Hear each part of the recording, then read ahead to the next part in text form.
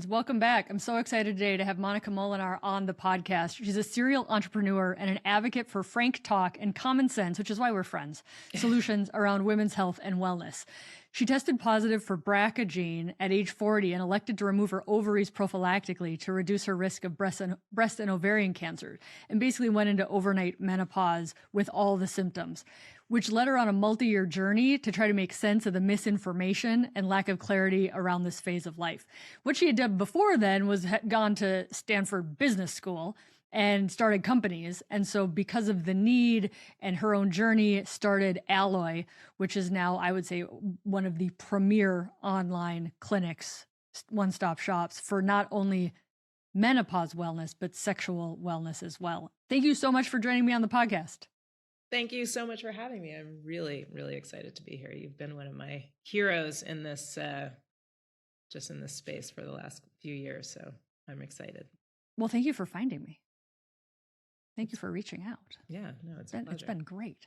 Tell everybody your journey. Like, you were going along, building businesses, doing your thing, being successful, and then why get tested at age 40? Was there family involved in this, or like what started this whole journey? So actually, it's interesting. The journey and the surgery and everything actually started my entrepreneurial career. So it's sort of the opposite. My mother and my mother and my grandmother both had breast cancer very young. My mom was, I think, 36, her first incidence, and then 45. And my grandmother was also similarly young. So I've been treated as if I had the BRCA gene sort of forever. I started getting screened when I was 25. Generally, the protocol is 10 years before your mother's first incidence of breast cancer. So, but I really I just didn't want to get tested until I was older, because there was nothing else that I could do with the information. I was already doing all the screening. The only thing that I could do was some sort of prophylactic surgery. I was in my 30s, still having kids. And so I didn't want to go the surgical route until I was nearing 40. And it was around the time that Angelina Jolie published her op-ed about being BRCA positive and the surgeries that she was doing prophylactically. And sort of as a result of that, there was a lot more. There was sort of a flurry of information and articles and stories being written about BRCA and, just stuff that really hadn't been out there in the universe before, for the lay people at least. And so I started learning more about it. And there was one article that I read that said, if you are BRCA positive and you have your ovaries removed by the time you're 40, that you further reduce your risk of breast cancer by 50%. And to be honest, I have not ever 100% verified that that statistic. I mean, the more I've learned, actually, the more, on the one hand, the more simple this whole sort of hormone and menopause and estrogen situation is, but also there's so much information that we don't know, because either, for the most part, really the studies haven't been done in a big way, and we haven't followed people for this long. A lot of this information just about BRCA is new in the first place, so even during my own kind of personal history, there were changes being made. BRCA2 became a thing, that this is an evolving story. And I think that's actually important to remember as we kind of think about the solutions that we have available now, and not always just saying, hanging on to one bit of information and not being able to move forward. But in any case, I decided to have my ovaries removed. It's a non-cosmetic surgery. It's an in and out, on the day. So I just felt like that was something that I was comfortable to do.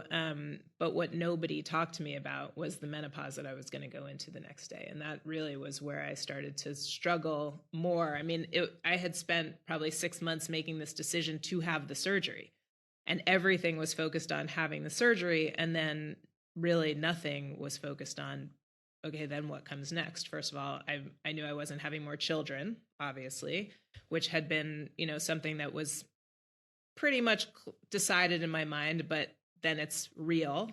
You can't have more kids naturally. All of the symptoms and effects of not having estrogen overnight, which were myriad and many.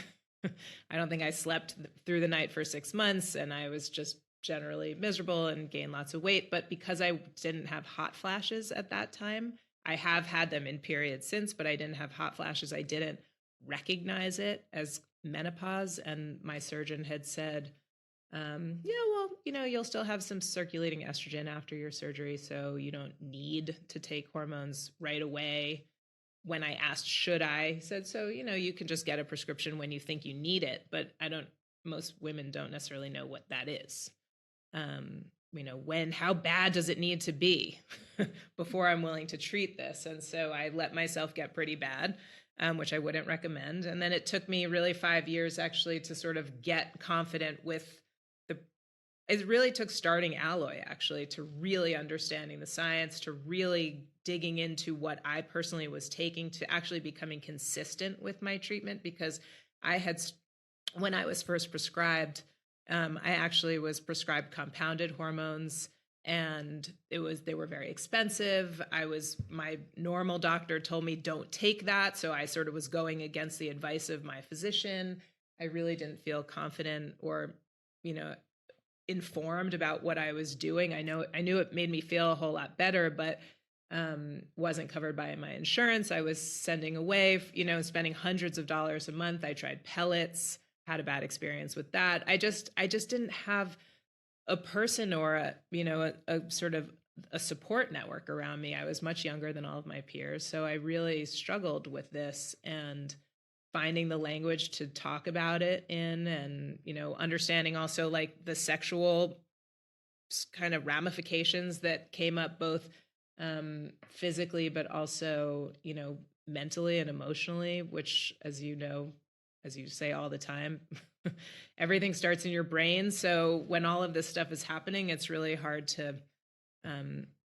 just feel good and confident if you're not informed about what's happening. So after I had my surgery, I had been for the prior 10 years between 30 and 40 because of actually a caregiver situation. I ultimately had to quit my job.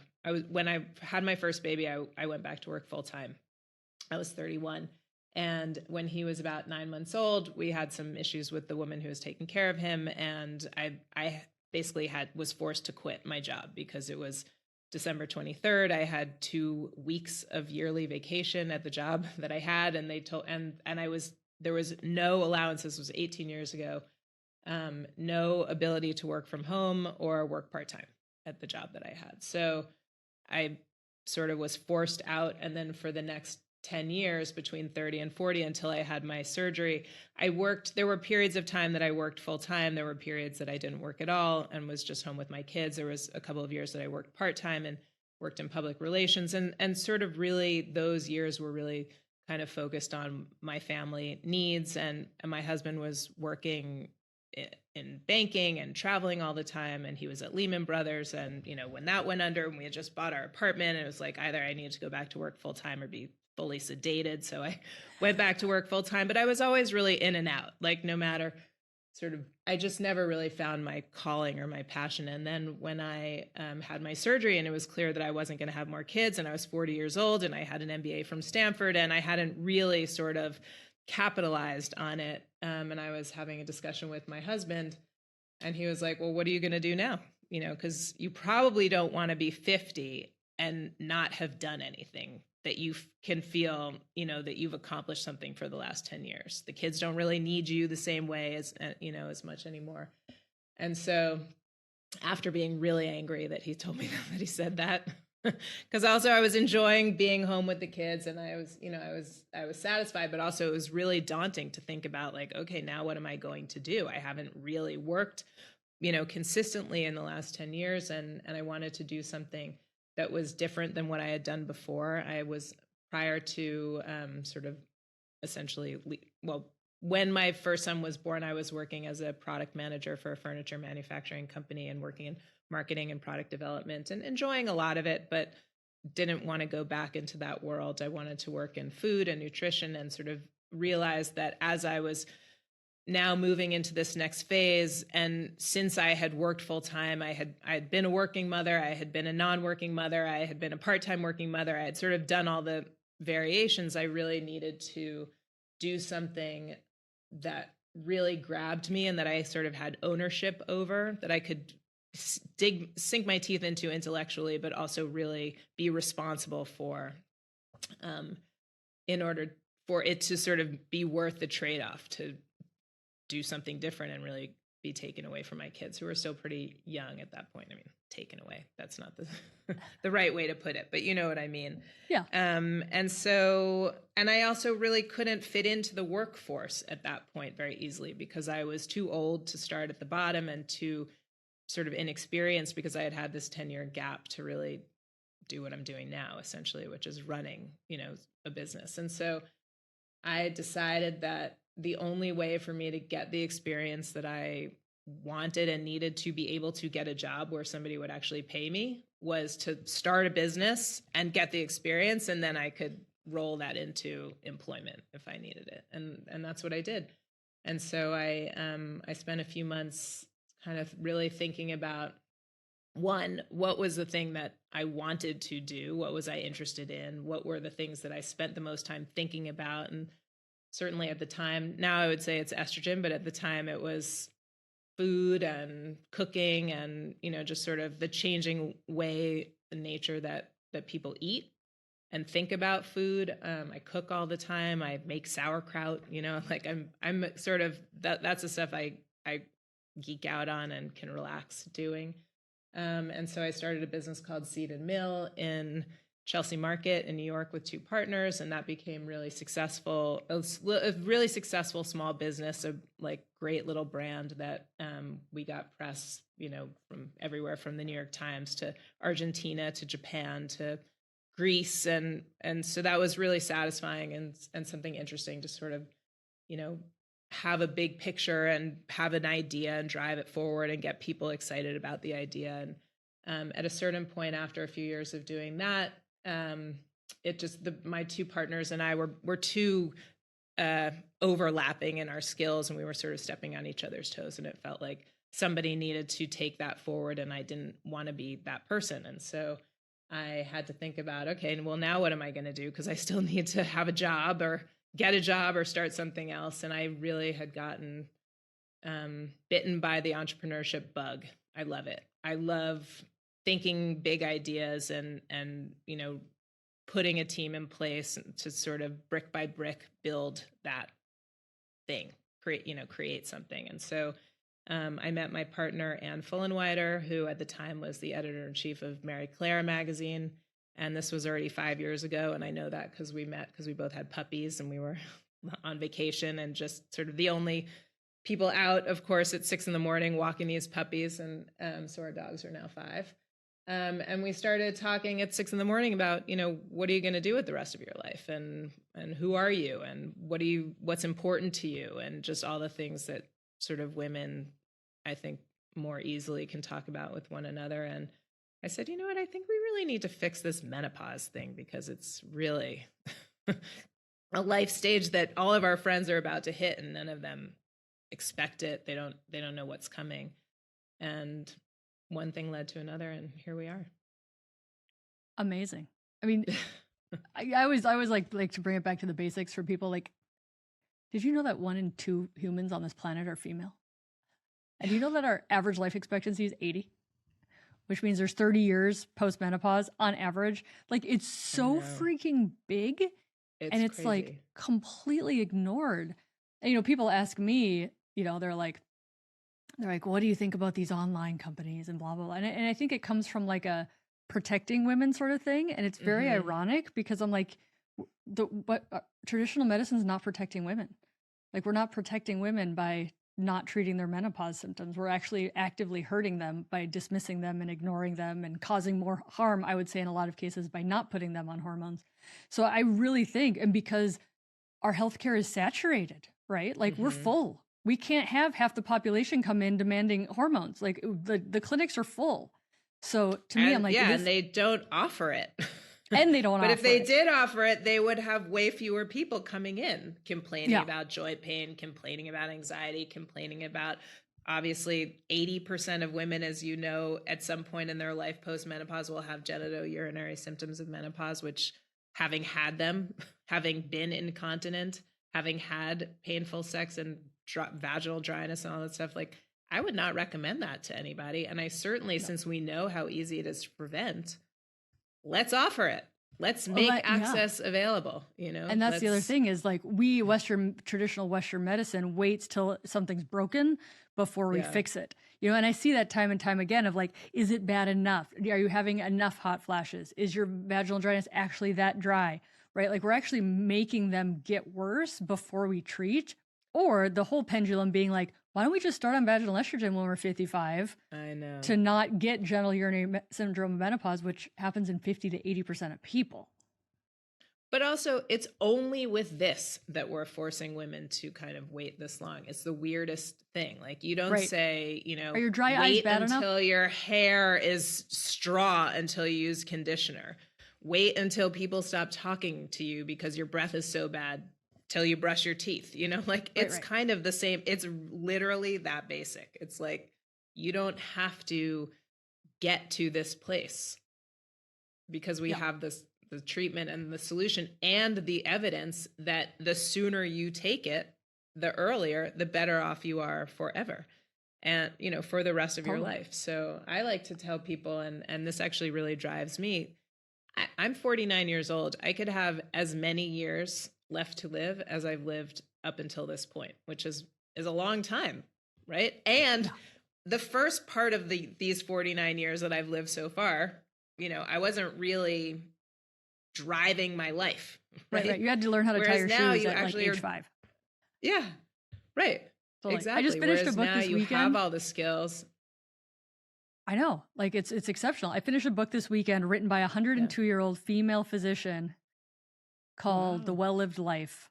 She's 102, got divorced at 70, 32 years ago. And she like met Gandhi as a child. Like it's just insane. She has a 10-year plan. And I was like, oh, well, if a 102-year-old has wrote down a 10-year plan, I suppose I should. So I wrote down my 10-year plan yesterday. But that's exactly it. It's like this whole mind shift of what aging is and that aging means a certain thing. And it's like part of what you're doing is like helping people realize like, dude, you might just be getting warmed up. And don't you want to be in the best body health that you can be for the second half? Exactly. It's exactly right. And I mean, I've struggled with, like, I'm more activist than capitalist, although there's obviously a huge business opportunity here.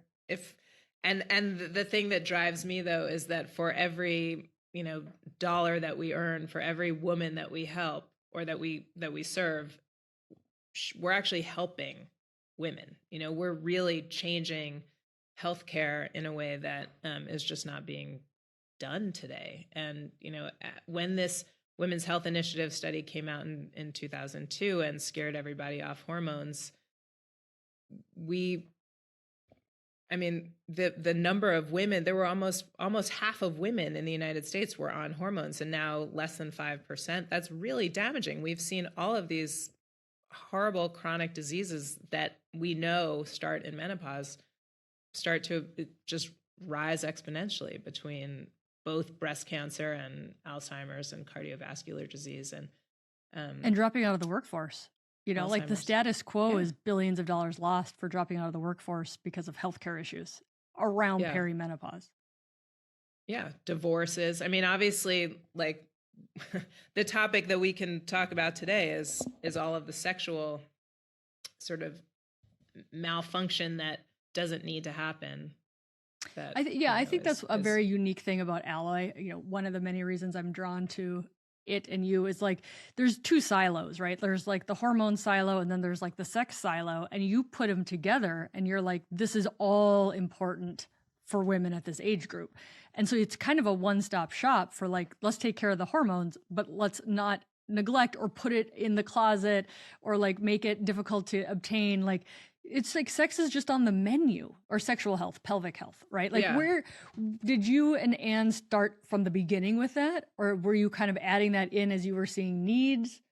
No, we always saw this as, and really our name Alloy, and an alloy is a combination of elements for strength and protection from corrosion. So that's, you know, our little wink, wink. But basically, you know, you could take all the estrogen in the world, and if you don't think about the other aspects of your life, both, you know, lifestyle aspects, your nutrition, your exercise, your mental health, your sleep, community support, friendships, all those things are really important to our overall quality of life and protection against corrosion, which is aging. And I think, you know, we really want to be there for women in a way that nobody else actually is. Like, we're really serving the woman. And part of why we know what women want beyond the, you know, 100,000 intakes basically that we have already, of what women are complaining about, what their symptoms are, is that we're in it too. We're really out here trying to solve our own problems. You know, we're in the age group, we're dealing with all of the things, we're, you know, and one of the things that we see as a strength, but, you know, sometimes we've have to not struggle with this, but have, you know, we don't accept insurance at the moment. And we're working on ways to where we can funnel prescriptions to your local pharmacy where you could use your insurance, et cetera.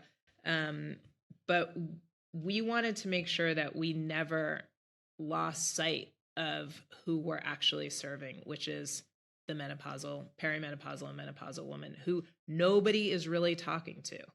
And I mean, we've been encouraged by lots of people like, oh, this is great. Now you can go down the age ladder, you know, and start serving younger women. We're like, no, you don't understand it. Nobody is talking to us. Like, once you're post-fertility, That's exactly right. You've kind of, you drop off the face of the earth, essentially, as far as, you know, people thinking that it's important to serve your needs. And that's just our North Star, is to make sure that we're always serving women and what is good for them. So, you know, great skincare is actually something that, like, I started using vaginal cream on my face. That's how we came up with our estrogen-based face cream. After I became incontinent by taking too little estrogen, accidentally, too little systemic estrogen. So, you know, estrogen is very supportive of the bladder. I don't need to tell you this. Without estrogen, you're going to lose control of your bladder, which is really a horrible experience to have, having experienced that. And vaginal estrogen was so effective so quickly that I thought, let me start using this on my face. And then the more I learned about that, and the better I looked, also, I was like, why is this not available? We can make this available. So we did things like that. You know, Viagra has not been available for women in the 25 years that it's been available for men since 1998. It has not ever been offered to women on a large scale, even though the clitoris and the penis, we know, are the same organ. But nobody wants to talk about women's sexual pleasure or health no one wants to talk about it, first of all, and even as just a thing that's important enough to address, as important as men's sexual health and pleasure and feeling of vitality. I don't know why not. I mean, all of the other medications that we take have been tested on men. Why is this so different, right? That's a good point. Yeah. Yeah, it's interesting to hear you have the same experience that I have, like in my sex ed world, right? Because I'm all about like the female sex ed. And people are like, oh, you're so good at that. You should start teaching teenagers. You should start with the men. You should start with the blah, blah, blah. You should start with these people. And I'm like, and I call them on it now. And I'm like, this is exactly why I stick with the women. Because every time I do, you try to change my view. You try to change me to look at something else. And I'm like, that's exactly why I'm focusing on the women. Yeah. I know. It's Same so with wild. us. It Totally. is really. Tell me your thoughts, the challenges of testosterone. It's a scheduled medication, so you can't just get it, you know, via an online prescription. The challenges with testosterone, not only just from it being a scheduled pharmaceutical, but also from the horrific gendering that we did with hormones in saying that testosterone is not essential. And if it is essential, it's just to get you to sleep with people, right? Like, desire is the legit reason. Which literally, like, my brother pointed that out to me. He's like, isn't it kind of weird that the only acceptable reason that women can be on testosterone is to sleep with men? And I'm like, this coming from like my man brother, I was like, boom, how could I not even see the ridiculousness of this? it's an outrage. I mean, and also what's an outrage is that men have tons of estrogen. And I was recently at a 20th business school reunion, so 225 50-year-olds basically for 5 days together, and all of the men complaining about their joint pain, their skin's looking worse. I'm like, actually, probably the men could use some estrogen replacement as well, right? It's the same. Like, all of a sudden we're so different, but up until this point, we've been treated as sort of the same, or medicines being tested on men and used on women, or like women being considered smaller men. But now at this phase of life, when actually we really would benefit from being treated a little bit more like one another, all of a sudden it's impossible, and testosterone is only for men, and estrogen is only for women, which is it's bullshit. But I learned testosterone is the male hormone. I learned that in medical school. Testosterone is the male hormone. I specifically remember learning that in med school. Like, I was literally 2 years younger when I saw the graph that women have more testosterone in their bodies than estrogen in their 20s. And I actually recently learned from Avram Blooming that testosterone turns into estrogen in your body. That basically, I think also for men, I might be wrong in that, but so that's sort of in a way the function of testosterone. So in a way, when you're taking testosterone therapy, you're almost giving yourself a little bit extra estrogen in the way that it evolves, I mean, which is interesting. When I practice, I tend to be like, get you back on the estrogen first, then add the testosterone. Which makes a lot of sense to me. Me too. And also personally, I've taken testosterone in kind of 3 distinct episodes over the last 10 years. So my chapters of testosterone. Yeah, my chapter. The first one was a compounded cream mixed with estrogen. I think at the time my whole life was sort of so much on the rocks, and it was offered to me as this will enhance your libido, and I don't think it really worked, because back to your point that Libido's it's really complex. what's happening in your brain. Yeah, you can't just fix libido if you have all these other you can't things just going have on. Small libido. children, and no, and I was also starting a business, so life was super complicated. So that didn't really work, and I think it probably increased the price by a lot, and I just decided this is not helpful. Then my chapter 2 with testosterone was I went to somebody recommended Pellets to me. And this was way in the beginning of starting Alloy, and we were sort of trying to figure out, what direction we were going to. And I've been a bit of a guinea pig for all of this, because I'm taking it. I'm experiencing these issues as we go through it. So I'm like, I'll try anything, And so I had testosterone and estrogen pellet therapy I would not recommend this either. It was like, in some office in like an office park deep in New Jersey that I drove to get it. And it was kind of weird. I don't know what I was thinking. But in any case, I ended up with so much testosterone in my body that I really got scared off I thought, let me go to have my levels checked by sort of a standard normal doctor. And my testosterone was off the charts. It was like, 10 or 15 times as high as it should be, if we even know what it should be, because we don't really track what normal levels of testosterone are. But in any case, it was high. Luckily, I did not have any major side effects, and really didn't notice any major difference, because back to it's in your brain. Now I'm back to it, using testosterone. Actually, I use like a men's strength, it's a little gel, and it comes in these tiny little tubes, and each tiny little tube lasts me like 12 days or so. And we technically, I think the best way for us to offer it, or for it to be offered, would be to have some sort of blood testing that we could do, and so that you make sure that you're not getting too much.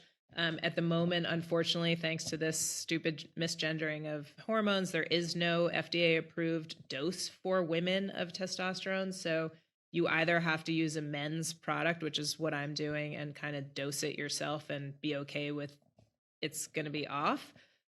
Or you have to get a compounded testosterone cream, which is something that's kind of on our roadmap for the future. I think it's important, but I believe from the evidence, but I also believe from my experience in terms of how it feels, that the estrogen is 98% of, the important part. Yeah. And I feel a little more kind of mentally clear with this testosterone. I still can't tell you that I feel like my libido is better these days, but also I don't know what that's from. It's so many things, right? You have to, I'm just feeling good generally, and also focused on it and trying to make sure that that's something that I want my relationships to stay to, I want my marriage to stay together. So obviously I'm going to, and with listening to you and others talk about this, it really, I think a lot of the Gen X crap that we've all grown up with around sex and, just really never being informed, never being taught that it was okay to want it or to enjoy it or to talk about it, and given the language to do such things has, we're all kind of having to relearn and retrain. And so I'm in it. I'm trying to do it. I'm listening to you, and, and I think I'm benefiting from all of it. It's like a, personal omnichannel approach. You got to do everything, a little of everything. Well, I think that, to go back to alloy and its role in testosterone is like, dude, there's so much work to do with estrogen, which again is the bread, right? And then testosterone's like a little bit of the butter on top of like, yeah, it's really nice, but like we've got so much bread we just have to get out there. And there's so 3%, 3 to 4% of women are on hormones right now. I think the majority of that is fear-based.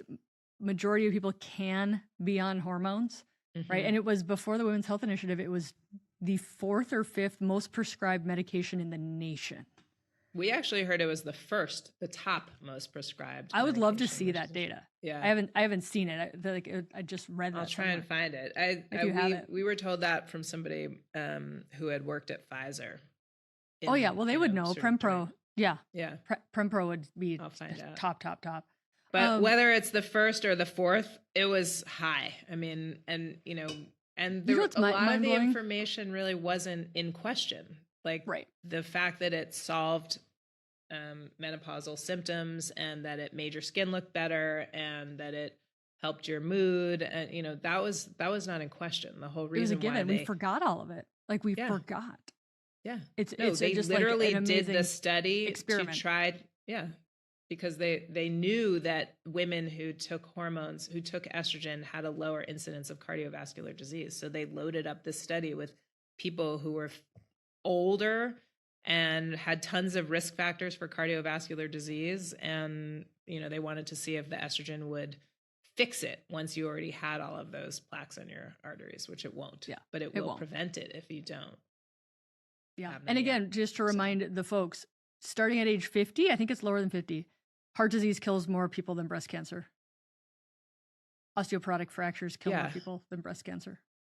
Like we've really become myopic. Yeah, where it's like it's a red herring. We've all been led down the wrong path. And I think, our aim at Alloy, really our North Star, is to get women affordable, easy access to really high quality expertise, doctors who know what they're talking about. We have 9 doctors on our platform so far, and they all have, 25, 30 years of experience in not only OB-GYN, but really GYN, like prescribing hormones, North American Menopause Society guidelines, like, really trying to just spread it further so that women can get what they need without also being told like, no, this is going to kill you, or are you sure you really need that? And is it really bad enough? Yeah. My big thing is like, so you get the doctors to prescribe so many crazy things. So, I mean, what people tell me on Instagram is like, they get the doctor to prescribe it. Then they go to the pharmacy and the pharmacist gives them shit. Are you sure you want to take this? Too. It'll give you cancer. It's going to give you a blood clot. You shouldn't, Are you sure you can still get pregnant? Like, interrogation at the pharmacy is like the next level of barrier that my women are seeing. Yeah, that's happened to me too. So my pharmacist said I had a pharmacist who he ended up actually firing me because I didn't know he was pharmacists getting could fire a reimbursed. Me person. neither. I had no idea, but apparently he was getting reimbursed less by the insurance than it cost him to actually buy the prescription, so he wouldn't fill it anymore. Which is another problem. I mean, there are so many problems, and the current state of medical care is really not better. You know, you don't get, if you're going to your yearly visit for whoever, your gynecologist, your general practitioner, they don't have time to talk about this. No, or the especially if you come in with a mentality, or the skills or the interest. Yeah, especially if you come in with the mentality that estrogen causes cancer, like they can't undo that in 15 minutes, right? So it's really like on like us to educate so they can come in fully informed, because they can't go from cancer causing to life saving in 15 minutes. Right. Which is really why at Alloy we built the closed system, right? So we have the information for you. We have doctors who are experts in this field, and we also then send you the medication immediately direct to your door. So there's no, like, you know, our initial thought was, let's just do education. Anne comes from a content background. You know, we can really put out this information. This was already, you know, as it was already a few years ago, like obviously the world has changed and we've been a part of that, but we realized that you can give women the information. We see this all the time, also all the time with Alloy customers or people who aren't, you know, we just meet along the way who get the information and then bring it to their doctor, and the doctor says, no, you can't have this, which is a word I really hate. That can't drives me crazy. Like, how about saying, here are the trade-offs, here are the risks, here are the benefits, and actually, if you really press doctors on, tell me exactly what the risks are versus the benefits, they won't be able to come up with higher risk generally than. Yeah. One of my greatest joys is hearing back from women, you know, on Instagram, and they're like, because of you, I went in and I had this paper and I had this and I had this fact and I got my vaginal estrogen, I got my hormones, and I'm just like, bah! Yeah, it's super awesome. I think one of the things that you guys do really well, and you know, I'll direct my listeners to the Alloy YouTube channel because you are putting up this really high quality educational content. You just did the talk with Dr. Corinne Men and Dr. Avram Blooming about hormones and breast cancer. And you don't talk to women like they have a third grade reading level. You talk to them like the professionals and the intellects and the like thought leaders that they are. Women can handle this. Like, we can handle, you know, and as much as, you know, people are so afraid, and I'm like, number one reason or ability to get rid of fear is education. Mm-hmm. And you don't dumb it down. You're like, thank you. This is as good as the information, the data that we have. This is what we know so far. It's always changing. It's risks and benefits. And especially, you know, in that long form YouTube and this podcast, you know, format is like, you can actually sit down and get all of that nuance where you're not going to get that in a 10-minute doctor's visit, right? You don't get the complexities and the nuance. So thank you for talking to humans like the adult, grown-up, intellectual, smart people that they are. I feel like I'm just talking to my friends all the time, you know? And so and I am. I mean, pretty much everyone that we serve is somebody that, you know, is obviously our age, our kind of life stage. You may have had kids, you may not have kids, but whatever the case, when you're in your 40s, in your 50s, you have a lot of fucking experience, right? And a lot to add. And so the fact that we sort of en masse get to this point and are kind of deleted from the system and given the feeling or told outright, you know, no, you can't do this. No, you can't have this. I'm not going to tell you why. I'm not going to, you know, support you through this. I'm like, it's crazy when you actually have the most experience that you have ever had, plus a real opportunity to look forward to the next, as long as you've been living up till now. So the next 40, 50 years, hopefully, to really use that experience, learn from it, be curious, do new things, feel good about yourself. We don't need to be suffering for the next 40 years, which unfortunately without estrogen, there's a lot of mental stuff. There's lots of lifestyle changes and modifications that you can make in your life that will, dial in certain things, whether you lose a few pounds or tone up your body or, and I don't want to minimize at all nutrition or weight training, for example, which I've been really consistent with for the last 3 years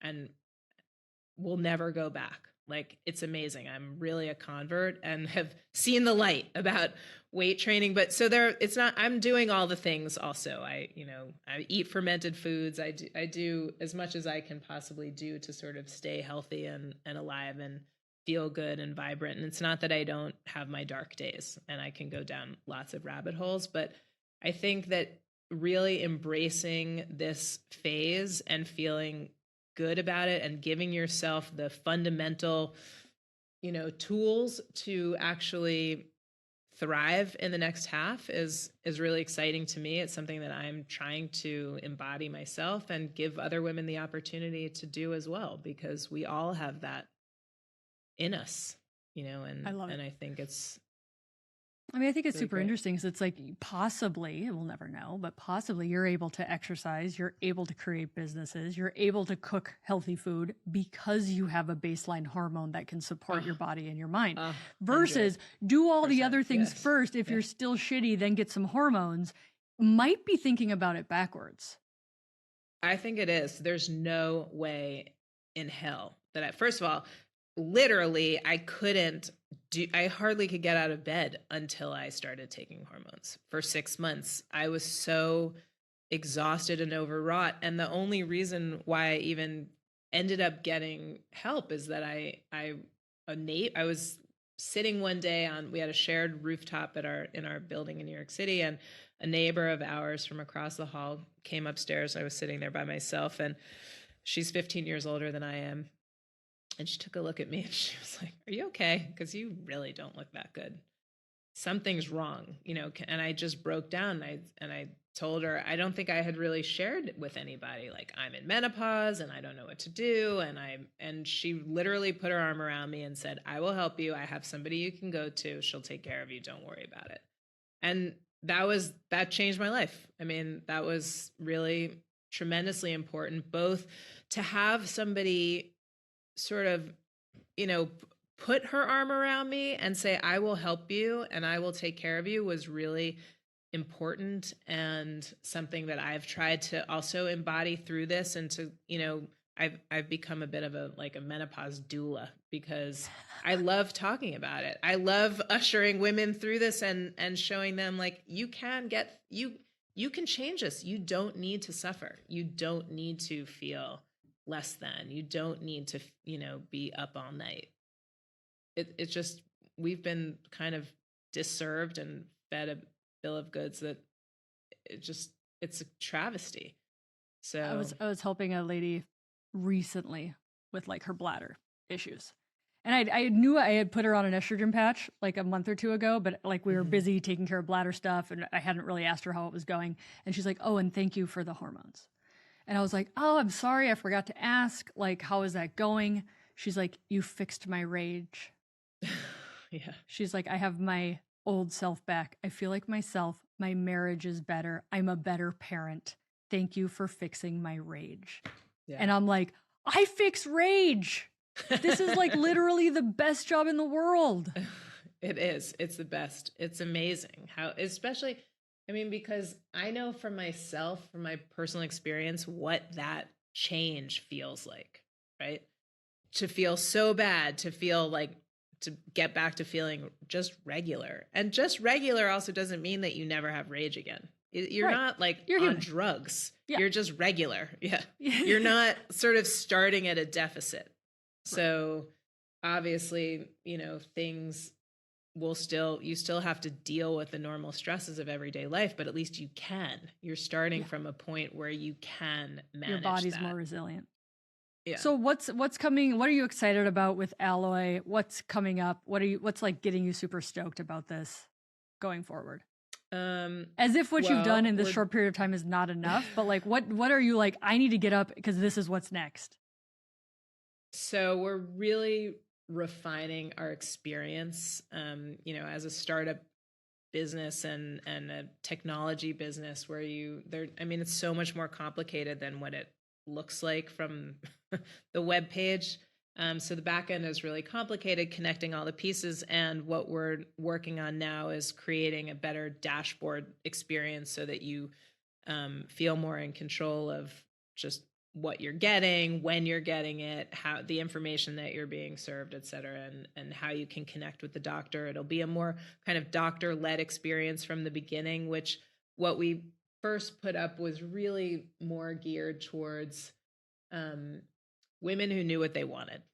I know I want hormone replacement therapy, so how can you get it to me faster? Which is when you're starting something, first of all, it's so difficult. You don't know what you don't know, or you have to constantly be refining the experience. So the only thing that you know for sure is that what you put up at first is not going to be perfect.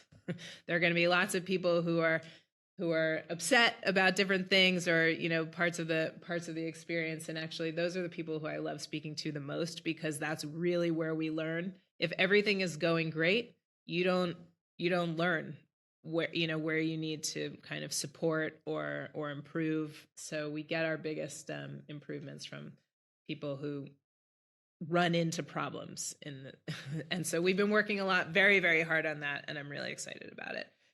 We also recently in January launched, as you mentioned, topical Viagra for women, topical sildenafil, actually we call it Amazing Cream, which we're doing more work on, sort of building out that sexual health and wellness product arena. Hopefully with your help, we can really make sure that we're offering the thing that women will most benefit from. And we always try and keep our prices really manageable and kind of akin to an insurance copay, since at the moment we don't accept insurance. And the other big product that I love so much is our M4 face cream, which, as I said, is right now an estriol-based face cream, but we're working really hard with some dermatologists and other sort of formulation experts to really build out that skincare line. Still prescription skincare, but it is amazing what it does for your skin when you put a little bit of estrogen back on estrogen deprived skin. All of a sudden, you're fresher and younger. And in fact, as an influencer recently did her own study where she's following somebody for a year who's been using the face cream, who doesn't use any other hormone products and wasn't using anything hormonally, obviously, on her face. And she found that after only 7 weeks of using the cream in its current formulation, that she could see, using this special Vizio like machine to sort of measure the biological age of skin, that the woman had lost a year on her face. So she went back a year in time from after 7 weeks of using this cream, because facts. When you lose estrogen, that is when you go into menopause, that's when your skin starts to really visibly start to age. Yeah. And when you add some back, you actually look younger. I love it, because it's actually fixing it's really skin health. It's not just vanity. It's really the health of your skin. You have a better protective barrier. It's thicker and plumper, so it's less prone to dryness or cuts and, infections, things like that. So I think, really thinking about this phase of life and how you can be the healthiest overall, and not just thinking about individual body parts as independent entities, is a really sort of important mind shift that we have to make. It's everything. It's how you approach the world. It's your positivity. It's feelings of gratitude, and, you know, incorporating all of these things are what is going to allow you to face the next 50 years with joy, as opposed to like, oh God, another doctor's appointment and another medication and another, you know. Totally. So absolutely. that's my thank you intention. so much for coming on and sharing your story and telling us what you've built and your why behind it. Like, I just think, you know, I'm doing more and more of these stories so people see what's out there, right? And that they can get help too, because other people have already gone through the journey, and we're like giving roadmaps. And it's just such a beautiful thing. I'll put all the links down in the bottom for my awesome podcast people. Alloy's been kind enough to give us a discount code. You can put in Casperson 25 for $25 off of your order. Just go try it. It's such good stuff. Awesome, my friend. Thank you so much for being here.